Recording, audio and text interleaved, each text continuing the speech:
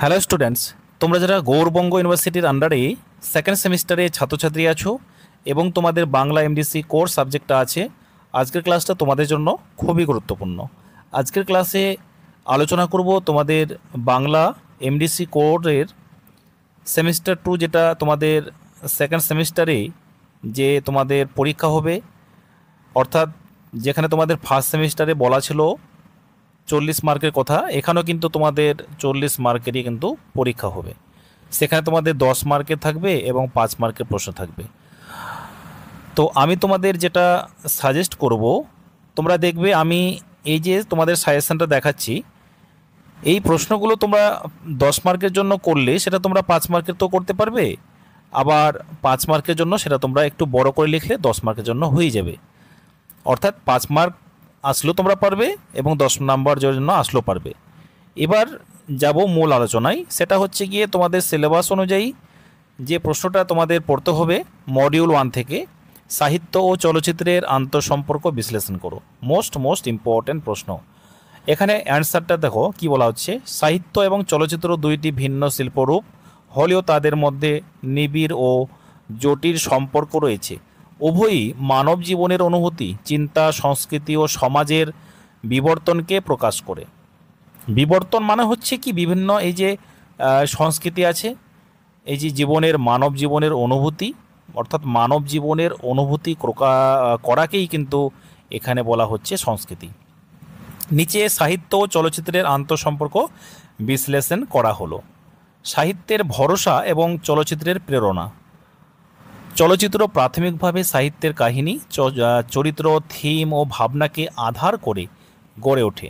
যেমন সিনেমা, আমরা সিনেমায় কি হয়, সিনেমায় কিন্তু একটা থিম, অর্থাৎ ভাবনাটাকে সেটাকে কল্পনা করে কিন্তু সেটা গড়ে ওঠে। মানে সেই যে সিনেমাগুলো হয় সেটা বাস্তবে কোনো কিছু হয় না, সেটা মানে একটা থিমকে মানে গড়ে তোলে ওরা। অনেক চলচ্চিত্র সাহিত্যকর্মের অনুকরণ বা রূপান্তর, মানে এই যে চলচ্চিত্রগুলো আছে এগুলো সাহিত্যকর্মের মানে সাহিত্যকে অনুকরণ করেই কিন্তু করা হয়, তারা কিন্তু অনুকরণ করেই শেখে।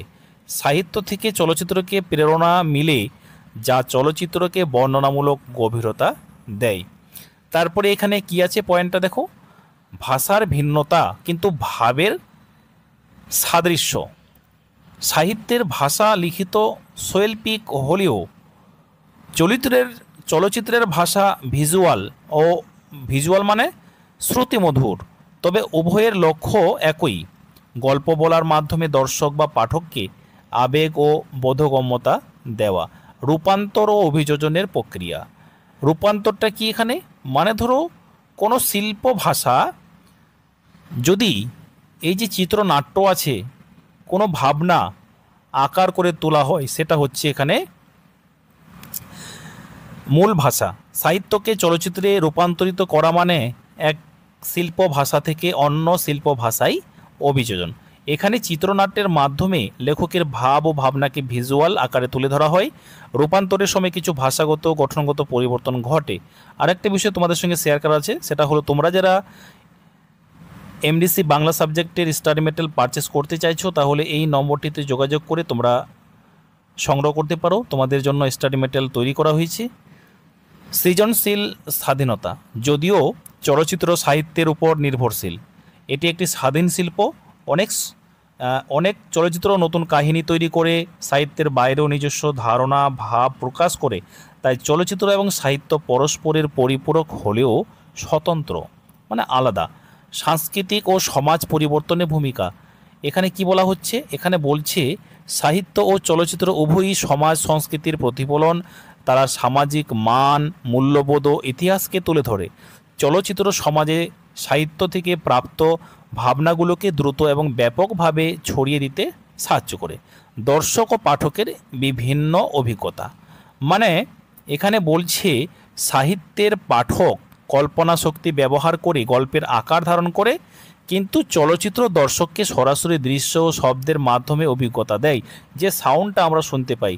তাই উভয়ের গল্প বলার ধরনে পার্থক্য থাকলেও একে অপরকে সমৃদ্ধ করে। এখানে একটা উদাহরণ আছে, মানে পথের পাঁচালী, সত্যজিৎ রায়ের লেখা। তোমাদের যদি এমসিকিউ আসে তাহলে তোমাদের কাজে লাগবে। উপন্যাস থেকে চলচ্চিত্র নির্মাণ, যেখানে সাহিত্যের গভীরতা চলচ্চিত্রের দৃশ্যমান শক্তি একত্রিত হয়েছে, এটি সাহিত্য ও চলচ্চিত্রের অনন্য আন্তঃসম্পর্কের সাক্ষ্য মানে তো সাক্ষাৎ করা। পরিশেষে বলা যায় সাহিত্য ও চলচ্চিত্র একে অপরের পরিপূরক, তাদের মধ্যে গভীর আন্তঃসম্পর্ক বিদ্যমান। সাহিত্য চলচ্চিত্রের প্রেরণা, মন্ত্রণা, আর চলচ্চিত্র হচ্ছে সাহিত্যের ভাব বা কাহিনীকে বহুমাত্রিক রূপে দর্শকের সামনে তুলে ধরে এই সম্পর্ক দুটির শিল্পকে সমৃদ্ধ বা বিস্তৃত করে।